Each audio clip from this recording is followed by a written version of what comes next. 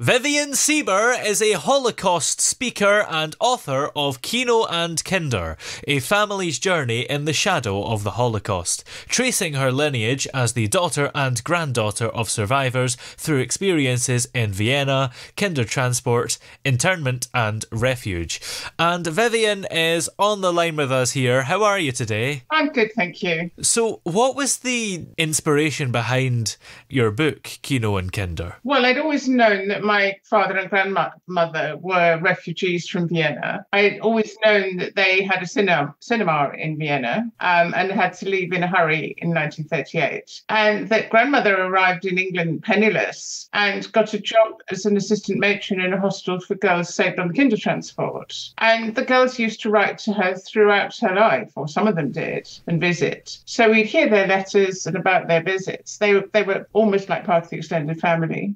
But then when my dad died in 2000, I inherited a file where he'd done a survey of the girls. He'd got their contact details, which I have got, asking them what they did with the rest of their lives, about family, qualifications. And what they'd done is they'd written really movingly about what it was like to leave their parents as young children and adjust to their life in a hostel as opposed to family life, and lots of things about their lives. So I contacted some of them and they've been really generous and let me go and see them and talk to me about it. Others I've talked to by email because they're spread across the world. So I had that.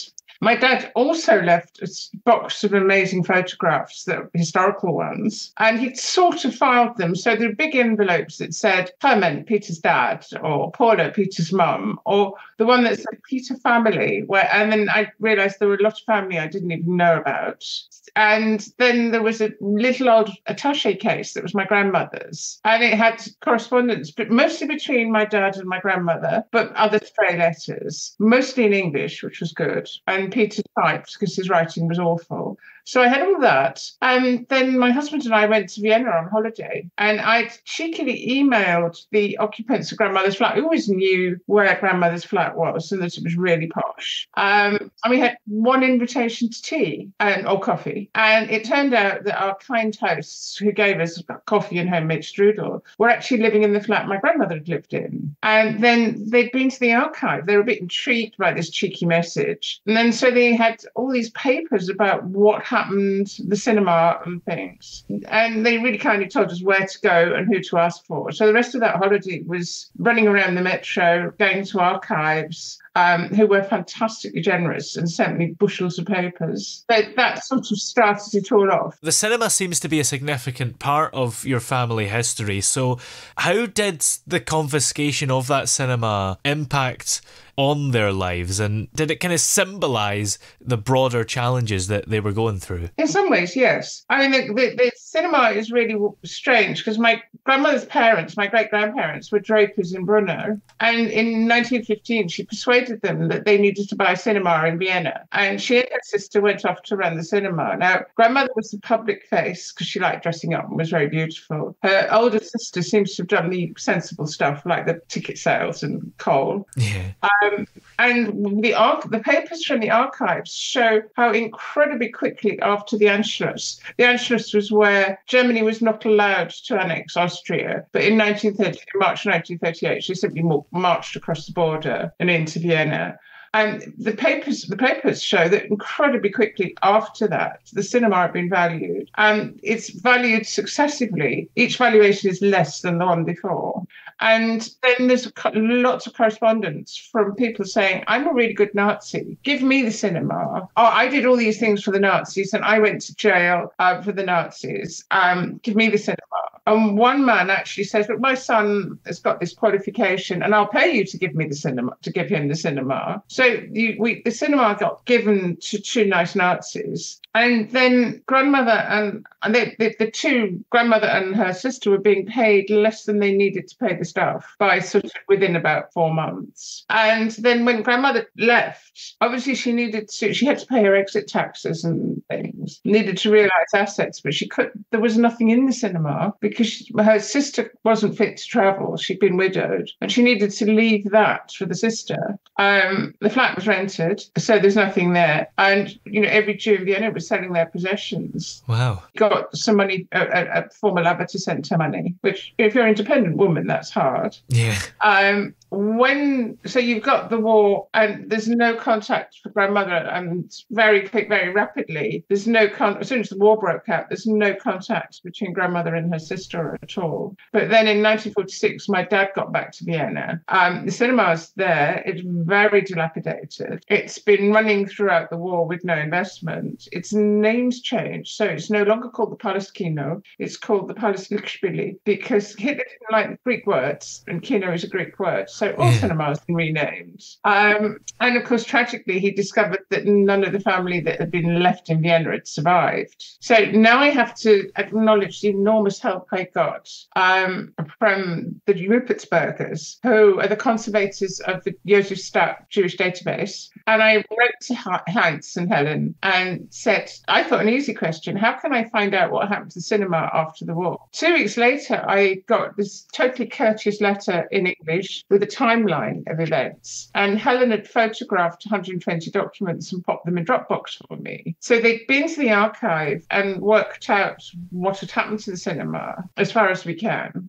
And basically, Vienna was sectored after the war, just like Berlin. So there's an American sector, a British sector, and a Russian sector. But because they knew grandmother was in England, it came under the British Board of Property Control. And the city-state had put in a manager to try and sort the mess out. And there's all sorts of correspondence because at one point the Americans are using the cinema for their troops for 4 shillings a day. They're not paying. Wow. There's only one showing where people are actually being paid. So obviously the cinema is making a massive loss. And there's a lot of correspondence saying, well, the Americans should pay. And the Brits write to the Americans saying you ought to pay it to your army. And then the Americans write back and say, no, it's in the American sector. We don't have to. And eventually they give it all back to the administrator to resolve. And I'm not sure it ever was resolved. And then my grandmother was stateless because obviously she lost her Austrian nationality when she escaped. And it took a while before she could get British nationality. So that was 1947, 1948. My dad found someone to manage the cinema who he didn't think was very suitable, but might leave something for his mother. And there's a lot of correspondence. Then there's the correspondence between my grandmother and Helene Bach. And it's almost as though grandmother is telling her how to run the cinema by post. She writes all these letters saying, can I spend this on that? And yes, and can I have this allowance? But the relationship went sour at some point. And grandmother didn't get to Vienna till about 1948, 1949. And then there's just this horrible mess. She spent years trying to fight to get her cinema back. Well, the cinema was back, but trying to fight for what she thought was fair.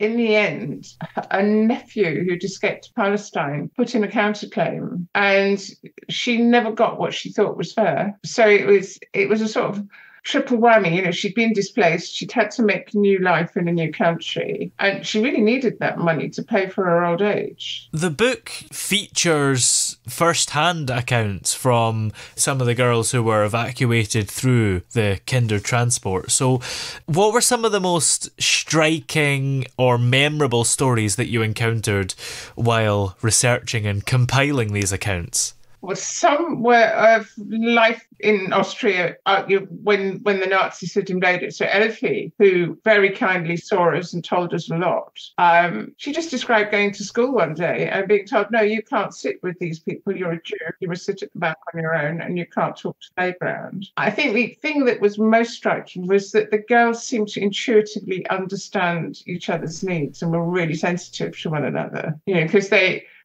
letters from their parents. Elfie said that, where it was really important to them to get photographs taken. Street photographers were very cheap, so they could send them to their parents to show they'd arrived safely. And at first, letters used to arrive from their parents. Of course, they kept them under their pillows because they were important. And then when war broke out, the matron said, oh, no, you can't keep anything in German and, must destroy it. But actually, the girls didn't. It was too important to them. So the whole of that, and that they went on seeing each other. There was a reunion in '89 in London. The extraordinary lengths that some of the schools went to help the children. The local scenes in Tynemouth show that the headmaster, I mean, if you think about it, he's suddenly faced with 25 or 30 girls who don't speak English, who've come from a very different education system. And he simply divides his class up, and makes one of the German-speaking children work with a group of English children. And Elfie said that she was really proud that she wrote it, the education, the differences in system really showed that she was very good at maths, and that she wrote an essay quite quickly in English, and then the teacher goes, but this is excellent. It's, she's been here only a few months. She's writing, obviously it's not perfect, but you can really see she's written an essay, and it's better than many of the English ones. Yes.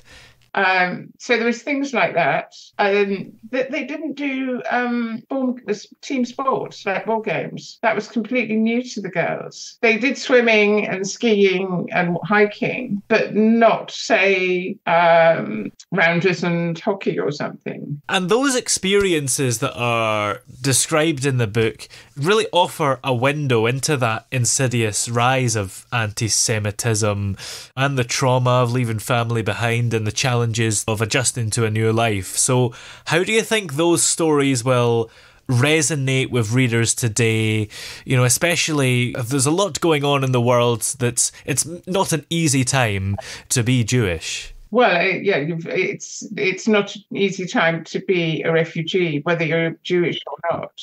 Being displaced and going from, in my grandmother's case, a remarkably affluent, comfortable life with beautiful clothes and things, to what she stood up in and £5. That's happening all over the world, and it's horrible.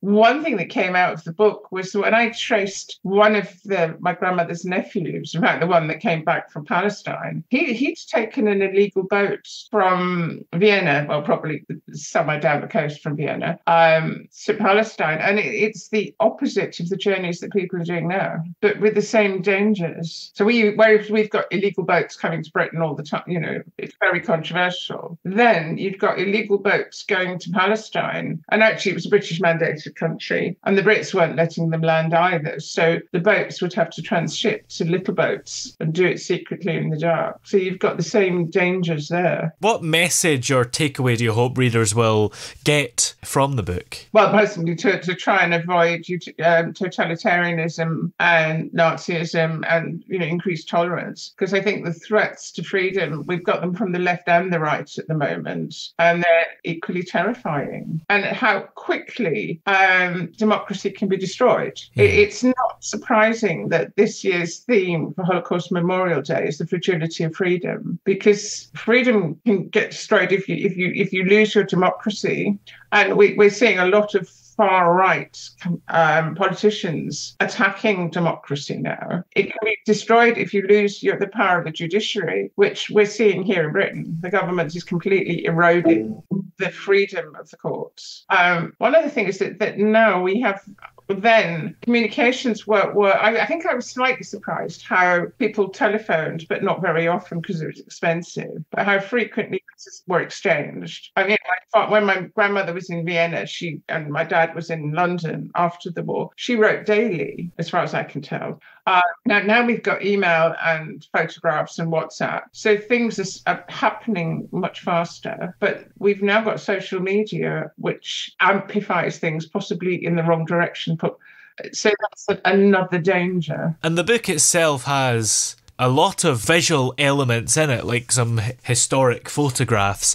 So do you think that helps enrich the narrative and give you something to look at and makes it easier to understand? Yes, I think, some people like words and some people like pictures and some people like that. But I think given that I've got this trove of very unique pictures, particularly the ones of my grandmother pre-war when she's all dressed up for balls, that they're unique, and it's nice to be able to tell the story that way. Absolutely.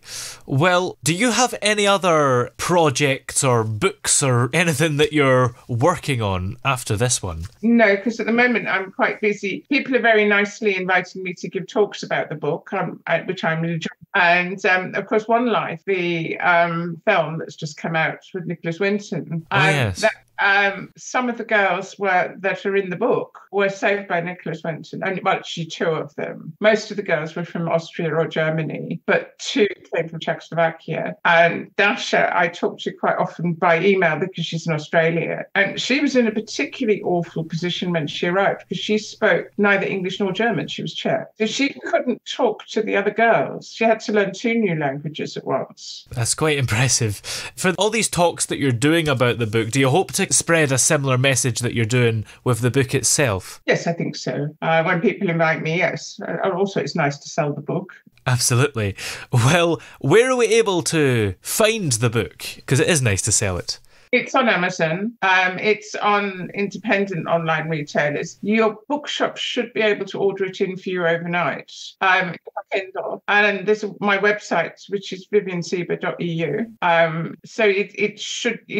Sometimes it does seem to be people are finding it difficult to get, but it shouldn't. Are you on any social media or have a website where we can keep up to date with you and everything you're doing? Yes, I mean, it's viviensieber.eu is the website. There's a Facebook Kino and Kinder group, which is growing. Ooh, it's actually got other children. Yes, actually, I've got an Instagram account, which is Sieber Vivien. And actually, I've got LinkedIn, and I've got most of them. But through that, another daughter of a Kinder contacted me. And so she's joined the Facebook group, which is it's just Kino and Kinder in Facebook. That's so exciting. That's really nice. That we're sort of meeting the children of the girls who are actually we're not children anymore. Yeah.